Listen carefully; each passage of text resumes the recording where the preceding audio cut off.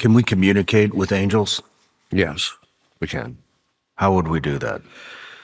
So I think before I answer that, let me answer how actual angels communicate amongst themselves. So basically the way it works is because they don't have bodies, so we communicate because I think of something, I make a set of sounds, and then you hear the sounds, and then you interpret it based upon that. So it's a physical kind of communication. But because they don't have bodies, that means that their communication is purely intellectual. So it's a kind of a telepathy. And so the way that that works is one angel thinks of the other angel and thinks to himself, I want to communicate with that particular angel. Now, if you remember what I was saying earlier, God infuses the particular things as they're happening in the minds of the angels as they're happening. And so the angel that's infused in the other angel's mind, that angel so-and-so wants to communicate with you. Then just like with us, we can either listen to somebody or not. He uses his will to turn towards that angel in his mind, then all that angel has to do is then he can start communicating what he wants to directly with them. Okay. So that basically means that they can use their mind to communicate with them.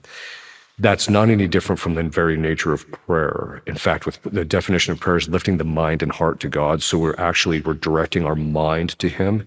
And then when we do that, and then through our prayer that we communicate with him what we want, then when we do that, so obviously God knows all our thoughts anyway, but that's how we actually communicate with God, is just by directing our thoughts to him directly and communicating him with our thoughts. We can do it verbally as well. Is verbally stronger than thought? Yeah, it is in the sense that it's better for us, and so God tends to. It doesn't mean that God doesn't listen to the mental prayers, or even if you're talking to the angels. I'm sorry, did you just say God does not listen to mental prayers? No, he does. He does. He listens to them, but a lot of times when we vocalize it, it helps our faculties become more focused, and it's a stronger prayer as a result. And so that's why a lot of times there's also certain kinds of prayers he just wants done vocally anyway. So. And because he made us as human beings and made us with the ability to communicate in that fashion, he also wants us to do that from time to time. On the other hand, there's also certain kinds of prayer that you want to be entirely mental. Okay. With the angels, then what we do is it's the same kind of a mechanism that they have. It's just that under certain circumstances, they are permitted to communicate directly to us so that we hear their thoughts, but that's extremely rare. But if we direct our thoughts to them, the same mechanism occurs.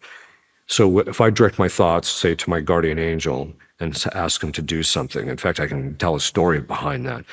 If I tell my guardian, or if I mentally think of my guardian angel and tell him, hey, I want you to do X, Y, or Z, then it's the same mechanism it was with the angels. That's infused in his mind that I want to talk to him. And then when he turns his mind to me, he hears my thoughts.